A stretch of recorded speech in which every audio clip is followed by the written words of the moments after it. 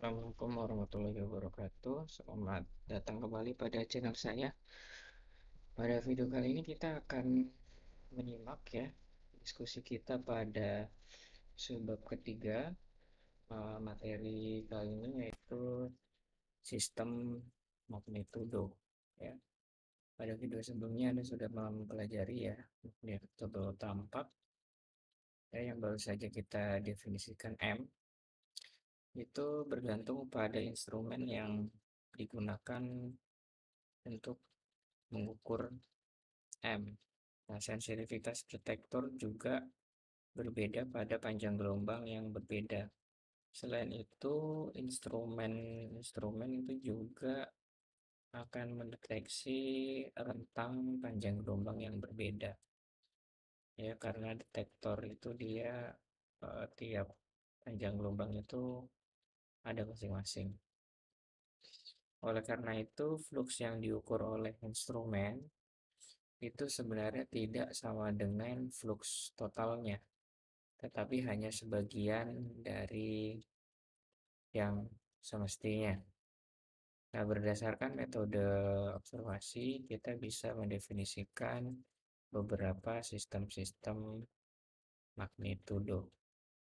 Ya, magnitudo yang berbeda itu bisa memiliki uh, acuan nol, ya acuan nol yang berbeda. Maksudnya acuan nol ini adalah densitas fluxnya F0 ya, yang kita gunakan dalam menentukan magnitudo tampak yang berarti magnitudonya 0 ya. Jadi acuannya ini yang dijadikan bintang dengan densitas F0. Nah, acuan 0 ini itu biasanya didefinisikan dengan menggunakan bintang-bintang standar yang sudah dipilih.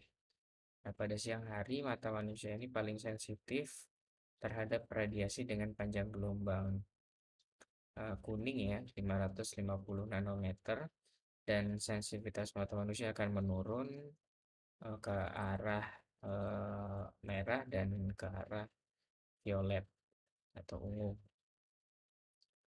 Nah, magnitudo yang berhubungan dengan sensitivitas mata manusia ini disebut sebagai magnitudo visual MV. Nah, pelat fotografi itu biasanya paling sensitif itu pada panjang gelombang biru dan ungu ya.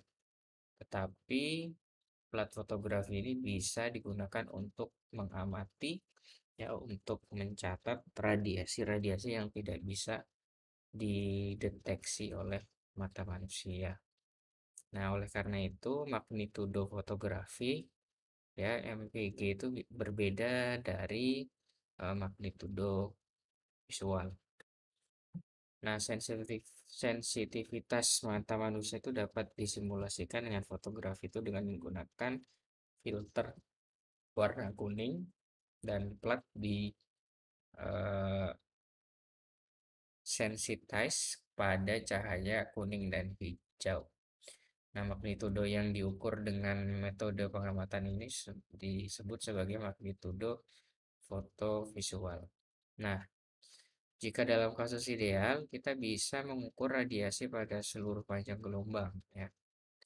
Nah, kita akan bisa menentukan magnitudo bolometrik M-bol. Nah, tapi prakteknya kita sudah ketahui ya ini sangat sulit karena sebagian radiasi itu diserap oleh atmosfer dan tidak sampai ke permukaan bumi. Dan selain itu juga detektor itu akan berbeda-beda. Kalau panjang gelombang yang ingin deteksi itu berbeda, maka detektor yang harus kita gunakan itu juga berbeda. Nah, ada suatu perangkat yang namanya bolometer ya. Ini merupakan detektor ya, bukan bolometer sesungguhnya, tetapi merupakan detektor infrared. Nah, magnitudo bolometrik M-bol dapat dicari ya dari magnitudo visual ya, tetapi harus dikurangi dengan BC atau bolometric correction faktor koreksi bolometrik. Misalkan kita sudah menentukan magnitudo visual kita yang kita amati dengan mata kita, nah ini dikurangi dengan bolometric correction ya pada panjang gelombang tertentu, nah kita bisa menentukan magnitudo bolometrik ya. Nah, dengan definisi ini ya, nilai BC itu 0. Nah, khusus untuk radiasi bintang-bintang seperti matahari atau lebih tepatnya bintang-bintang dengan kelas spektrum F5 ya. Ini nanti dibahas di bab lainnya. Nah, meskipun magnitudo bolometrik dan visual itu bisa sama ya, misalkan BC-nya 0 kan ini kan berarti embol sama dengan MV kan.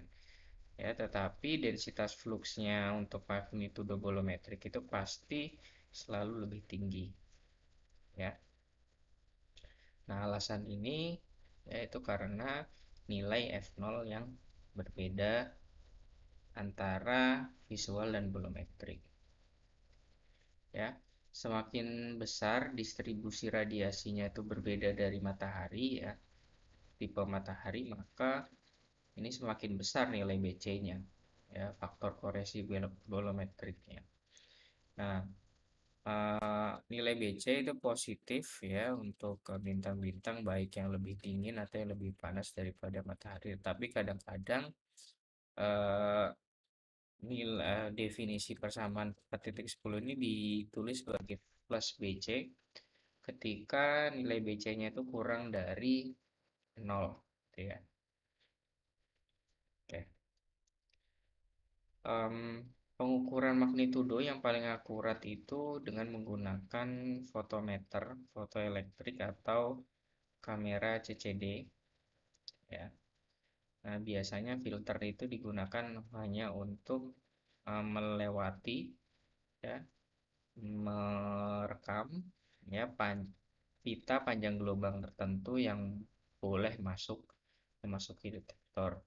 Nah, salah satu sistem magnitudo beberapa warna atau multicolor ya, yang banyak digunakan itu dalam fotometri fotoelektrik adalah sistem UBV yang dikembangkan di awal 1980-an oleh Harold N. Johnson dan William W. Morgan.